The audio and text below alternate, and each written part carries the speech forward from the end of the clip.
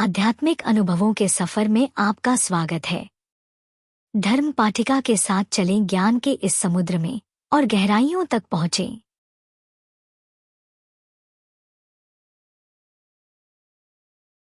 अर्जुन ने पूछा, हे कृष्ण, ब्रह्मा क्या है? आत्मा क्या है? कर्म क्या है? यह संसार किससे बना है? देवता कौन है? यज्ञ के स्वामी कौन है और वे हमसे कैसे जुड़े हैं? और जो लोग अपने जीवन के अंत में शांत और शांतिपूर्ण हैं, वे आपको कैसे पा सकते हैं? भगवान कृष्ण ने समझाया कि ब्रह्मा परम सत्य है और आत्मा हमारा सच्चा आध्यात्मिक स्वभाव है। कर्म हमारे जीवन और मृत्यु को निर्धारित करता है। संसार हमेशा बदलता रहता है और सर्वोच्च व्यक्ति की रचना है। वह सभी जीवित प्राणियों में मौजूद है। मृत्यु के समय उसका स्मरण करने से हमें बिना किसी संदेह के उसके दिव्य स्वभाव को प्राप्त करने की अनुमति मिलती है। मृत्यु के समय ईश्वर को याद करना महत्वपूर्ण है, क्योंकि यह निर्धारित करता है कि आप मरने के बाद कहाँ जाएंगे।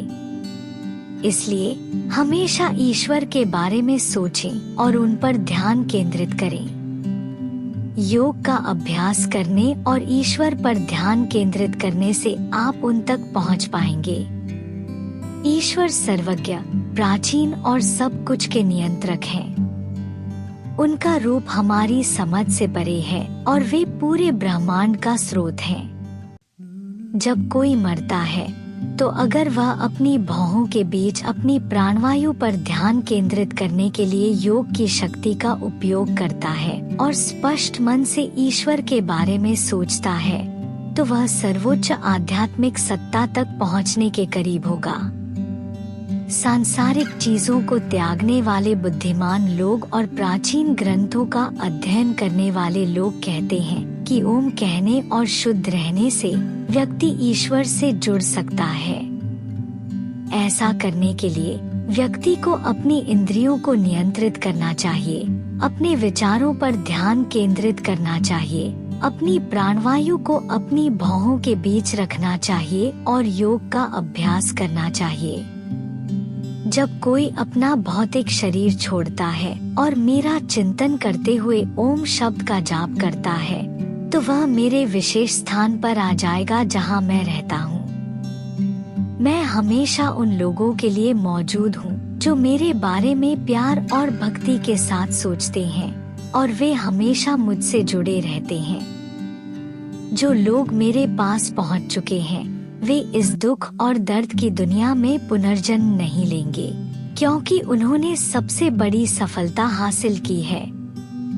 सर्वोच्च स्वर्गीय क्षेत्र तक सभी ग्रह ऐसे स्थान हैं जहां लोग जन्म लेते हैं और पुनर्जन्म लेते हैं, लेकिन जो लोग मुझ तक पहुंचते हैं उन्हें कभी दोबारा जन्म नहीं लेना पड़ता। ब्रह्मांड के रचयिता ब्रह्मा का एक दिन बहुत लंबे समय तक रहता है और उस दौरान दुनिया की हर चीज अस्तित्व में आती है और फिर गायब हो जाती है। जन्म और पुनर्जन्म का यह चक्र सभी प्राणियों के साथ होता है, लेकिन अंततः वे सभी मुझ में वापस विलीन हो जाते हैं और ब्रह्मा के लिए एक नया दिन शुरू होने पर फिर से जन्म लेते हैं। एक विशेष स्थान है जो हमेशा मौजूद रहता है, तब भी जब बाकी सब कुछ चला जाता है।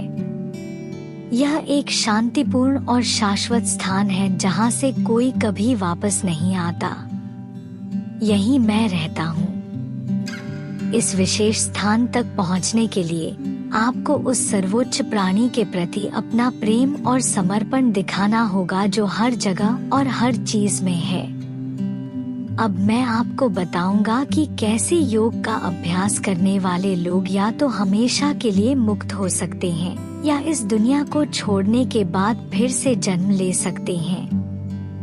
कुछ लोग जो बहुत बुद्धिमान होते हैं और बहुत कुछ सीख चुके होते हैं, वे मरने के बाद ब्रह्मा प्रकाश नामक एक सुंदर स्थान पर पहुंच जाते हैं।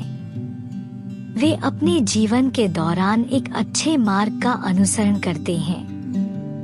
दूसरे लोग जो सांसारिक चीजों को त्याग कर अलग मार्ग पर चलते हैं, वे चंद्र लोक नामक किसी दूसरे स्थान पर जा सकते हैं, लेकिन वे फिर से धरती पर वापस आ जाते हैं। दोनों ही मार्गों को जीवन की यात्रा के हिस्से के रूप में देखा जाता है। एक मार्ग स्थायी स्थान की ओर ले जाता है, जबकि दूसरा वापस धरती पर ले जाता है। जो योगी दोनों मार्गों का अनुसरण करता है, वह हमेशा शांत और शांतिपूर्ण रहता है। इसलिए अर्जुन, हर समय योग का अभ्यास करना सुनिश्चित करें। ऐसा करने से एक योगी अध्ययन, त्याग, अनुशासित होने और दयालु होने के माध्यम से अच्छे परिणाम प्राप्त करने से परे जा सकता है। यह योगी सर्वोच्च शाश्वत स्थान पर पहुंच जाएगा।